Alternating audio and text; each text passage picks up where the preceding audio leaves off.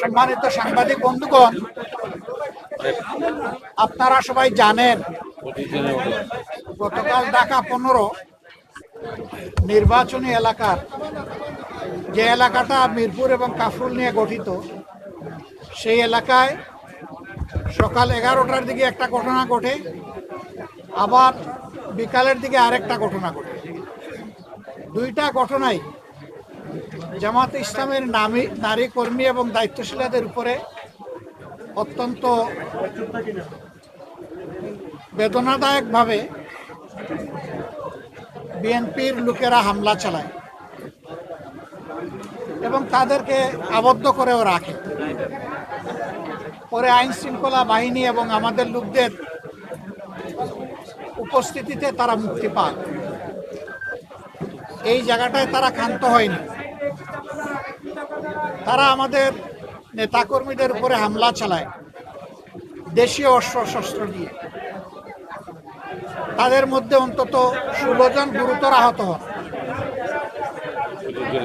আহতদেরকে চিকিৎসা দেওয়া হয়। তাদের মধ্যে কয়েকজন এখানে ভর্তি আছে। আমরা তাদেরকে দেখতে এসেছি। আর এখানে সব মিলে 25 জন চিকিৎসা দিয়েছেন। কেন এমনটা ঘটল? নির্বাচনী প্রচারণা ইনশাল্লাহ আগামীকাল থেকে পূর্ণ উদ্যোগে শুরু হবে। আমরা দেশে একটা শান্তিপূর্ণ,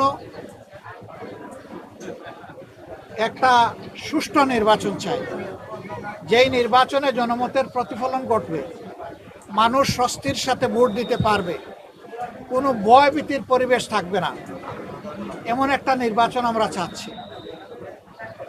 যুক্তির খাতিরে যদি ধরে নেওয়া হয় যে আমাদের দলের কেউ নির্বাচনী আচরণবিধি লঙ্ঘন করেছে, এর জন্য যথাযথ কর্তৃপক্ষ আছে, তারা কর্তৃপক্ষকে বলবেন। কর্তৃপক্ষ তাদের মতো করে উদ্যোগ নেবে এবং আমাদেরকে সেই ব্যাপারে সম্পৃক্ত করবে, আমাদের কাছে জানতে চাইবে। আরও অনেক পদক্ষেপ নেওয়ার তাদের এখতিয়ার আছে। কিন্তু কোনো ব্যক্তি বা দলের কোনো ধরনের কোনো এখতিয়ার নাই এই ব্যাপারে কোনো মব সৃষ্টি করার। আমরা এই নোংরা মবের নিন্দা জানাই এবং আমরা দেখতে চাই যে মব যেন এখানেই শেষ হয়। মনে রাখবেন, দুনিয়ার মানুষ এখন অনেক সচেতন। মব করে জনমত এখন প্রভাবিত করার দিন শেষ। সবাই জনগণের কাছে যাবে, নিজের বক্তব্য নিয়ে যাবে, দলের অঙ্গীকার নিয়ে যাবে, নিজের চরিত্র নিয়ে যাবে, নিজের কার্যক্রম নিয়ে উপস্থিত হবে। জনগণ অতীত বর্তমান বিবেচনা করে ভবিষ্যতে কার উপর আস্থা রাখবে সেই সিদ্ধান্ত নেবে। আমাদের অঙ্গীকার একেবারেই স্পষ্ট। আমরা একটা দুর্নীতি, দুঃশাসন মুক্ত, ন্যায় ইনসাফ ভিত্তিক আমরা একটা সমাজ গড়তে চাই, যেই সমাজে ফ্যাসিজম আর ফিরে আসবে না। এর জন্য আমরা দুটো নির্বাচন একসাথে অংশগ্রহণ করব, একটি জাতীয় সংসদ নির্বাচন আর একটি হচ্ছে রেফারেন্ডাম। আজকে আমি নির্বাচনের ব্যাপারে কিছু বলবো না, এটা আচরণবিধির লঙ্ঘন হবে, ওটা কালকে থেকে বলা শুরু করবো ইনশাল্লাহ। কিন্তু শুধু এই আসনে না, 300 আসনে যারা নির্বাচনে অংশগ্রহণ করছেন তাদের সকলের প্রতি আমাদের অনুরোধ, প্লিজ জনগণের প্রতি আস্থা রাখুন। জনগণকে শান্তিপূর্ণভাবে সিদ্ধান্ত নিয়ে তার ভোট তার পছন্দ মতো প্রতীক এবং বাক্সে পৌঁছানোর সুযোগ দিন। এর মাধ্যমে যেই নির্বাচিত হয়ে আসবে, সকল রাজনৈতিক দলের দায়িত্ব হবে তাকে সহযোগিতা করা, তাকে অভিনন্দন জানান। কিন্তু এখনই যদি সেই 15.5 বছরের কায়দায় আবার নির্বাচনী ময়দানকে উলট পালট করে দেওয়া হয়, তাহলে জাগ্রত যুব সমাজ কাউকে ক্ষমা করে। তারা তো বুকের রক্ত দিয়েই পরিবর্তন এনেছে। দেশবাসী আমরা তাদের সাথে ছিলাম, নেতৃত্ব তারাই দিয়েছে।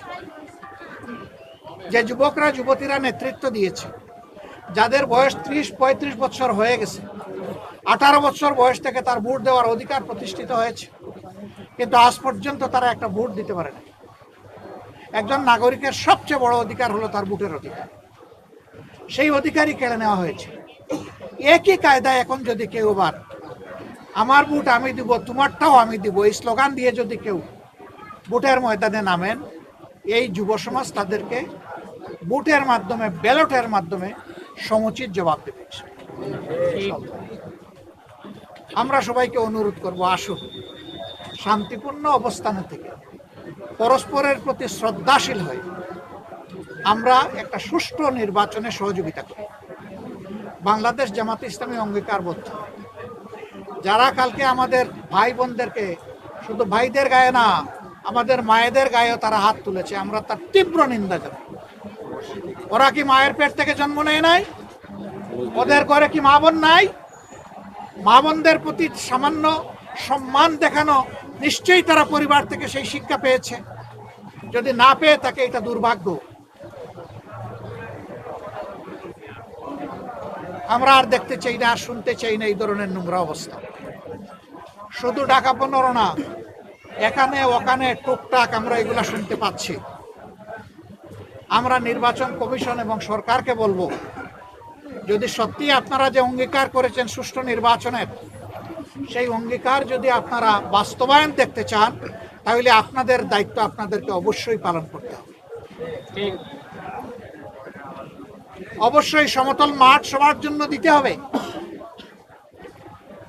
অবশ্যই সবাইকে সমান সুযোগ দিতে হবে, এবং যারাই সন্ত্রাস এবং দুর্বৃত্তপনা করবে তাদের মুখের দিকে না তাকাইয়া আপনাদের দায়িত্বের দিকে তাকাইয়া তাদেরকে আইনের আওতায় নিতে হবে। আমরা এগুলা নিয়ে এখনই মামলা মোকদ্দমায় যাচ্ছি না। মামলা মোকদ্দমা সমাধান নয়, আমাদেরকে বাধ্য করবেন না। আমরা সামাজিক সচেতনতার মাধ্যমেই ইনশাআল্লাহ এগুলার মোকাবেলা করব।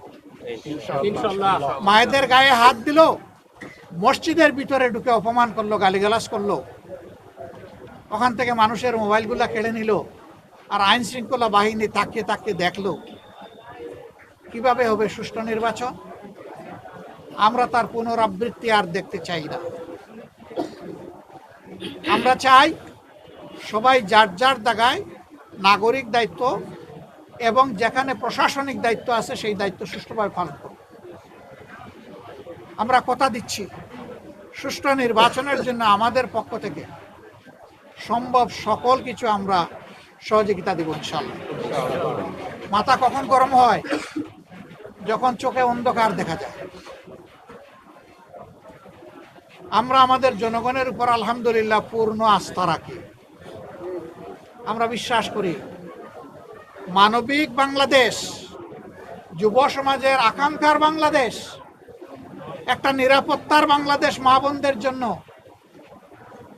আমাদের যুব সমাজের হাতে কাজ তুলে দেওয়ার জন্য যে বাংলাদেশের অঙ্গীকার বাংলাদেশ জামাত ইসলামী নিয়ে যাচ্ছে, এইটাই যদি কারো মাথা গরমের কারণ হয়ে থাকে, আমরা বলবো আরো ভালো জিনিস নিয়ে আসেন। আমাদের আপত্তি নাই তো। আপনাদের কর্মসূচি যদি জনগণ কবুল করে নেয়, আমরা খুশি, আমাদের কোনো আপত্তি নাই। কিন্তু আমাদের কর্মসূচিতে মেহরবানি করে কেউ বাধা দেবেন না, আমাদেরটা আমাদের মতো করে করতে দেন।